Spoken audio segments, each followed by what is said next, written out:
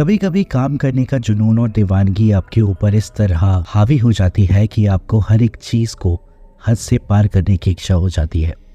ऐसे में कभी कभी आप बहुत बुरी तरह से फंस जाते हैं। नमस्कार दोस्तों, मेरा नाम है राजेश और आप देख रहे हैं डर का सफ़र। दरअसल मैं यूट्यूबर हूं और कैंपिंग से रिलेटेड वीडियो बनाता हूं। मुझे अक्सर सुनसान जगह पर रात में कैंपिंग करना काफ़ी अच्छा लगता है। मैंने आज तक जंगलों और पहाड़ों के कई सुनसान जगह पर कैंपिंग की है, लेकिन उस रात मेरे साथ पहली बार कुछ ऐसा हुआ जिसके बारे में मैंने कभी नहीं सोचा था। मुझे एक सब्सक्राइबर ने सुनसान जगह का सुझाव दिया और उसी के साथ साथ उसने यह भी बताया कि यह जगह काफ़ी खतरनाक है और भूत प्रेत की शक्तियों के लिए जाना जाता है। यह आए दिन ऐसी घटनाएं होती हैं जिसके बारे में कोई सोच भी नहीं सकता, इसलिए आप संभल कर यहाँ रात पर कैंपिंग कीजिएगा। मैंने उस सब्सक्राइबर के सुझाव को नज़रअंदाज करके रात में कैंपिंग करने के लिए उस जगह पर पहुँच गया। मैं आराम से अपना टेंट लगाया और रात में डिनर के लिए चिकन बनाने लगा। वह सुनसान जगह एकदम जंगलों के बीचों बीच थी, जिसके नज़दीक एक पुराना गोदाम था। आसपास के गांव के लोगों का मानना था कि उस गोदाम में आग लग जाने की वजह से कई सारे मजदूर जलकर मर गए थे, जिनकी आत्मा आज भी वहां भटकती है और उसके आसपास आने जाने वाले लोगों को परेशान करती है।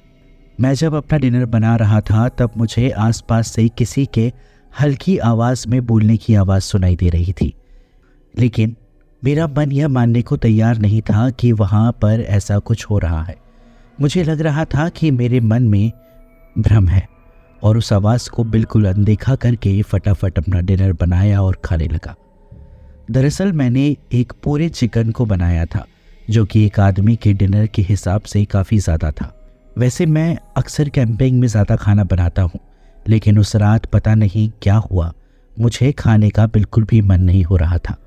मैंने थोड़ा सा खाया और बाकी चिकन को ढककर वही टेंट के बाहर रख दिया और टेंट में सोने के लिए चला गया। रात के करीब 2 बजे मुझे ऐसा लगा जैसे कोई मेरे टेंट के बाहर बैठा हुआ है और वहाँ मेरे द्वारा रखा गया चिकन को खा रहा है। पहले तो मुझे लगा कि कोई जानवर ऐसा कर रहा था, लेकिन जब मैं गौर से उस आवाज़ को सुनने लगा तो कोई इंसान बाहर बैठकर वो चिकन खा रहा था। मैंने बिना कोई शोरगुल किए टेंट की चेन हल्के से खोली तो सामने एक दृश्य देखकर मेरी रूह कांप गई। मैंने देखा कि एक आदमी जिसके शरीर पर बहुत बड़े बड़े बाल थे और उसका आधा से ज़्यादा शरीर जला हुआ था, वह वहाँ बैठा हुआ था। उसके चेहरे की हड्डियाँ साफ तौर पर दिखाई दे रही थीं और उसके गाल और आँख पूरी तरह से धंसे हुए थे। यह देखकर मुझे कुछ भी समझ में नहीं आ रहा था कि आखिर मैं क्या करूं।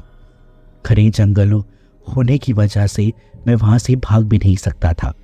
मैंने चुपचाप वापस चेन को लगाया और मन ही मन हनुमान चालीसा का पाठ पढ़ने लगा। थोड़ी देर के बाद मुझे नींद आ गई। ठीक 1 घंटे के बाद मुझे अचानक से ऐसा लगा कि कोई मेरा टेंट जोर जोर से हिला रहा है और हंसने की भी भयानक आवाज़ आ रही थी। मैंने सोचा कि अब इस हाल में यहाँ रुकना खतरे से खाली नहीं है। मैंने फटाक से टेंट की चेन खोली और बदहवास सा होकर भागने लगा। भागते भागते मेरा पैर एक पत्थर से टकराया और मैं गिर गया। इसके बाद मैं बेहोश हो गया। मेरी आंख जब खुली तो मैंने देखा कि मेरे आसपास कई सारे गांव के लोग जुटे हुए हैं।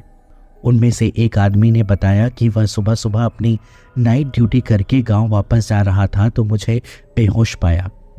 इसके बाद उसने 2-4 गांव वालों की मदद से मुझे वहां से उठाकर अपने गांव को ले गया। जब मैं उनसे अपनी आपबीती सुनाई तब उन्होंने बताया कि इसमें कोई नई बात नहीं है, अक्सर वहां ऐसी घटनाएं होती रहती हैं। मुझे अब अच्छी तरह से होश आ गया था, लेकिन डर के मारे मैं अपने उस कैंप के पास अकेले नहीं जाना चाहता था। फिर मैं 1-2 गांव वालों को अपने साथ लिया और उस जगह पर पहुंच गया जहां मैंने अपना टेंट लगाया था। मैंने देखा कि मेरे द्वारा छोड़ा गया चिकन किसी ने पूरी तरह खा लिया था। फिर मैं फटाफट अपना सारा सामान पैक किया और वहाँ से झटपट निकल गया। इसके बाद मैंने अकेले कैंपिंग करना छोड़ दिया। मैं अब अपने दोस्तों के साथ कैंपिंग करता हूँ, जिसकी वजह से उस दिन के बाद मुझे कोई परेशानी नहीं हुई। तो दोस्तों, अगर ये कहानी आप लोगों को पसंद आई हो तो इस वीडियो को लाइक ज़रूर करें, चैनल को सब्सक्राइब करना बिल्कुल ना भूलें। मिलते हैं फिर किसी नई भूतिया कहानी के साथ। तब तक के लिए डर का सफ़र जारी रहेगा। धन्यवाद।